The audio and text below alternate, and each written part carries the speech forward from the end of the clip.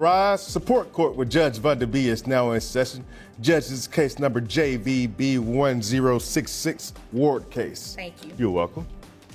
You all may be seated. Okay, Mr. Ward, you brought this case before the court. What's going on? All right, now, okay. Now, let me just kind of cut to the chase of the thing. I was engaged to the mama of his child, and we were just having a good time, and it was really getting... All right. As we listen to her plea, we anticipate a heated exchange in which unfiltered emotions and legal norms clash. Will her case be dismissed, or will she receive the much-needed support? Keep checking back because Miss Ellison, who has been having financial difficulties since her divorce and is requesting further spousal assistance from the court, is about to get fascinating.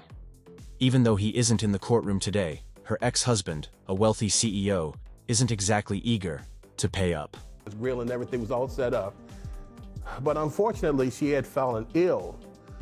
COVID had got her. And then all of a sudden one day, she's just gone.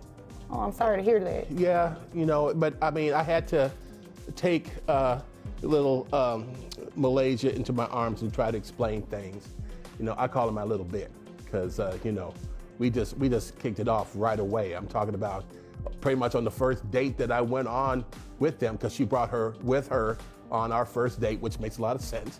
And we just have been... And Malaysia is the child? Yes, ma'am. How Yes, old is Malaysia? She's 7. Okay. And, she's one of those smart little girls that where you can't really get a whole lot past her. She's going to call you on your stuff. Okay. And that's what I appreciated about her. That's why we clicked so well, because her mama was the same way. Yes, ma'am. Things become heated at this point. Miss Ellison argues that because her income has dropped, she works part-time, and life has been challenging, she should be paid an extra $100 per week in spousal support. She still has a roof over her head, a paid-off car, and no major debts, so she is not exactly in dire straits. The biggest surprise is that she is having difficulty making ends meet while her ex-husband earns annual raises. Her expenses haven't changed significantly since the divorce. However, her passionate plea does not persuade the court. Beyond what we now know, is there more to this story? She's on point with all of her schoolwork. She loves doing her homework. Our thing is to watch some Schoolhouse Rock on YouTube to let her know how the old school did it and everything. And so our favorite hangout is the Sesame Place. She loves to go there. She saw one episode of Lego Masters, and I took her to the Lego place out there and the shops in Willow Bend and everything. So it's like, that's been my road dog. That's been my everything and all that kind of stuff. Sounds like the two of you have a great relationship. Oh, seriously.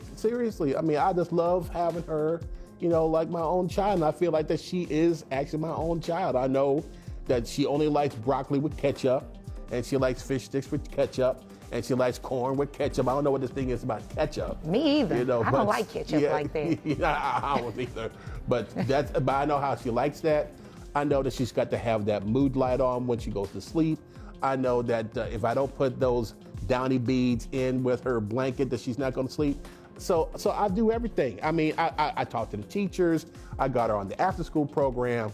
I mean, everything that I could possibly want to do for a child, I do for her. Okay. And so my thing is that, I'm doing all the things that a dad would do for his daughter. And little bit in me, it's like, hey, I mean, I might as well just go ahead and say that she's mine. Because, up until the time that she and I and her mother were together, that's just the way it was. When it was with her, I was with them. So it's like, I feel like I take care of her. Okay. And since I figure I take care of her, then, then this cat over here, you figure that, that he's got something to say about it. When I've hardly seen him, granted, she's the child's daddy. I mean, yeah, every once in a while he'll come around. When the judge points out that if everyone who witnessed their ex's pay increase went to court to demand more support, the system would be overloaded. It is hard to argue that she is in dire need of an increase in spousal support. As we delve deeper, Miss Ellison illustrates hardship, such as the poor salary of her job, the rising cost of gas, and the maintenance of her home. But here's where the story gets complicated. Following their divorce, she was given a sizable amount of her ex-husband's 401k, roughly $250,000. Once in a Oh, while. but every once in a while, it's like he'll come, you know, he might honk the horn or whatever. He might ask her to come out. She'll come out and see. And that's the one thing about her. She knows no strangers. You know. Okay, so you're referring, you called him a cat. I mean, what? Oh, okay. All right. Look. So this is her dad. This is her dad. Yes. Okay, so you're saying he's not doing all of the things that you're doing with Little Bit, right? No, not at all. I mean, really. And you I mean, know that for a fact? Well, this is how I look at it. If he was like a real man, if he was really taking care of his business, handling his business, then I wouldn't have any room to have proposed to Little Bit's mama. I wouldn't have even a place in her radar. But the fact that I did, to me, kind of says something. I mean, come on, man. It's like, you know. So let me ask my question again. Okay. You know this for a fact that he's not active in her life. Well, the one thing that I know Okay. is that a lot of things that she needs and that she likes and dislikes, he hardly knows half of that. Oh. I mean, as far as, I mean, come on. I mean, it's Sir, like, give me 1 second. I'm about to have him wrap it up. okay, So, okay. Well, look, all I know is this. When it comes between me and him, she comes to me. When it comes that to you know of. yeah, that I see. You know, I mean, every time that he comes, I give them their space, but I'm looking at her body language and she's like, man, when's this gonna be over? So it's like, Yeah, because she ready to come home with her real dad. no. Okay, Mr. Ward, give me 1 second. You know, your story was beautiful. It was very colorful.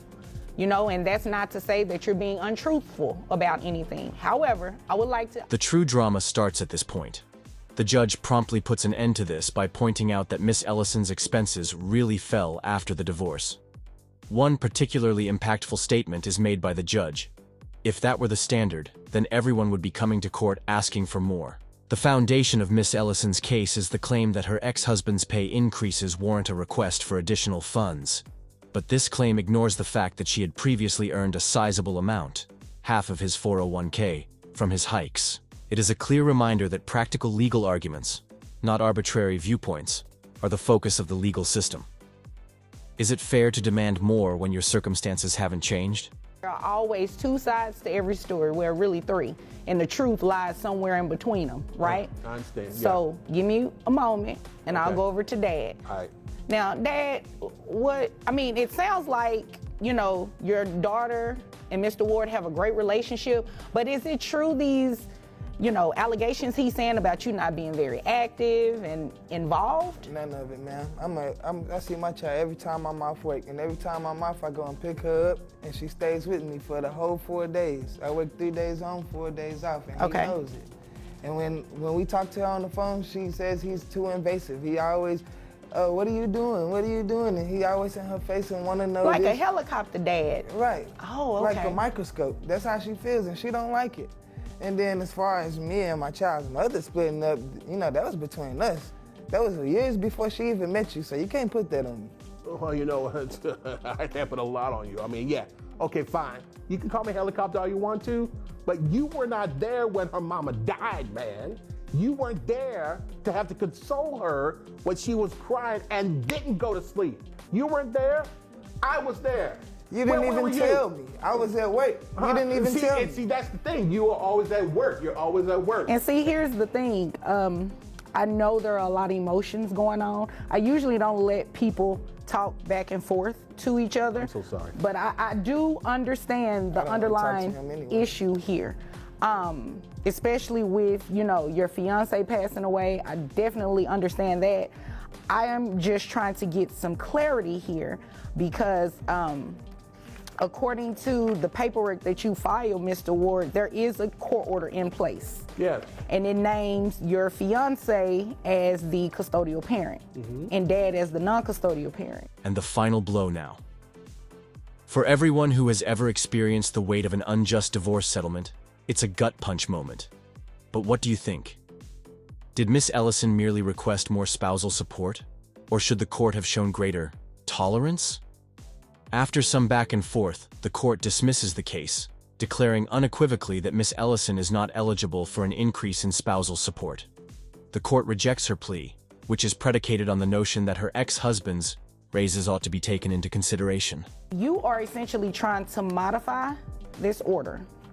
Well, yeah, because essentially, to me, I became the custodial parent. Okay.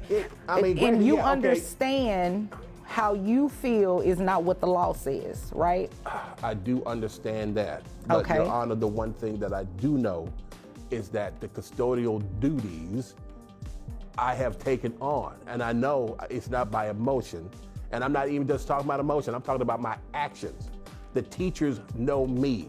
The teachers call me. Hold that thought. The teachers know you as well? Yes, ma'am. Now, granted, he lives closer to the school, so he's up there just a little bit more than me. But anytime they call, I stop what I'm doing and I'm on my way. Okay. All right. It sounds like he's pretty involved. And tell me some things you and your daughter do together. Well, I take her to piano. I pay for her piano lessons. Okay. Some days when I'm off, I take her. He takes her other days. I pay for her to be in karate class. Okay. We go to Six Flags together. We go to skating together. Okay. I try to teach her how to bowl. We have fun. We go to my mom's house and I drop her off. And she enjoys spending time over there mostly. All right. So she has a good relationship with grandmother. It sounds like this child is just well loved all around with both sides. I mean, is there any chance of the two of you trying to get along Not to at make all. it work for the She wants to best be for at your home daughter? with her dad, but he keeps saying, oh, she needs to be here, and my child's mother is no longer here, so I'm trying to get him to court to get full custody of my child Okay. all the way.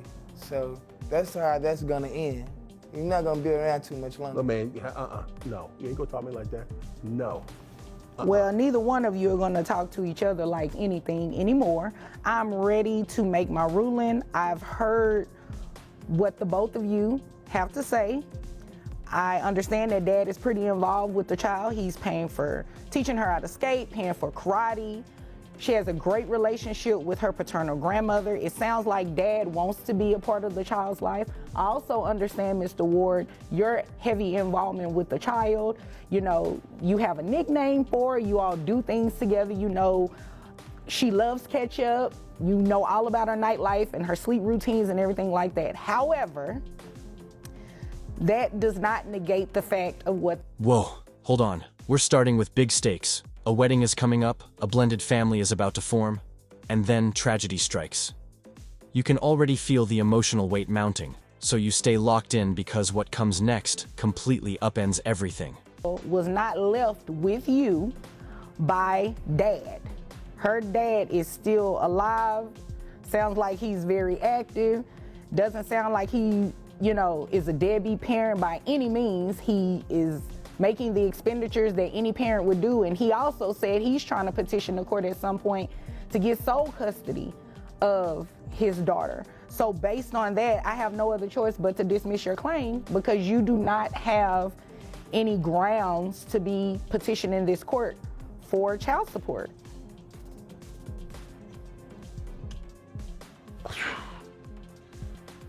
"7 years old and as swift as a knife, you know the kind of child that is wise above her years and quick to recover. If you have a child in your life that is a tiny genius, please comment below. Have you ever met a child who could call you out more accurately than most adults? That's Malaysia." I'm very happy with the No. verdict. Okay. All right. Well, if there's nothing further, you all are Suck it up. dismissed. Thank you. What?